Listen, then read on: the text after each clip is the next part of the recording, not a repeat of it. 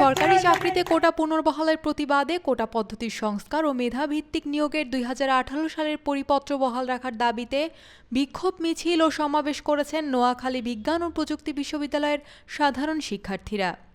শনিবার 6 জুলাই বিশ্ববিদ্যালয়ের শহীদ মিনার প্রাঙ্গণ থেকে মিছিল শুরু করে লাইব্রেরি ভবন, বঙ্গবন্ধু শেখ মুজিবুর রহমান হল, গ্যারেজ, শান্তিনিকেতন, ভাষা শহীদ আব্দুস সালাম হল প্রদক্ষিণ করে শহীদ মিনার এসে শেষ হয়। মিছিল শেষে আন্দোলনরত শিক্ষার্থীরা বিশ্ববিদ্যালয়ের প্রধান ফটকের সামনে সোনাপুর সুবর্ণচর রাস্তা আটকিয়ে অবরোধ করে রাখে।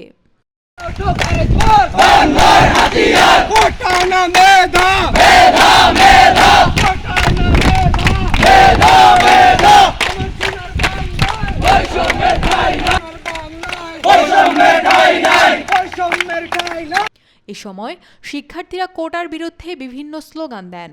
বৈষম্যের ঠাঁই নাই আমার সোনার বাংলায়, বঙ্গবন্ধুর বাংলায় বৈষম্যের ঠাঁই নাই, জেগেছে ছাত্র সমাজ জেগেছে, ৭১-এর হাতিয়ার গর্জে ওঠো আরেকবার, কোটা না মেধা, মেধা মেধা স্লোগানে উত্তাল হয়ে ওঠে ক্যাম্পাস। আসলে আমি কোটা নিয়ে কথা বলবো।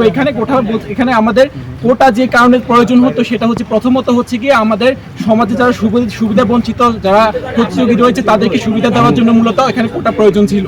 কিন্তু বর্তমানে দেখা যাচ্ছে শুধুমাত্র সুবিধা বঞ্চিত যারা রয়েছে তাদের পাশাপাশি আরো বিভিন্ন ক্ষেত্রে আমাদেরকে কোটাটাকে এমনভাবে প্রচার করা হচ্ছে বা আমাদেরকে বিভিন্ন চাকরির ক্ষেত্রে দেওয়া হচ্ছে যাতে করে আমাদের আসলে যারা সাধারণ শিক্ষার্থী যারা প্রতিযোগিতার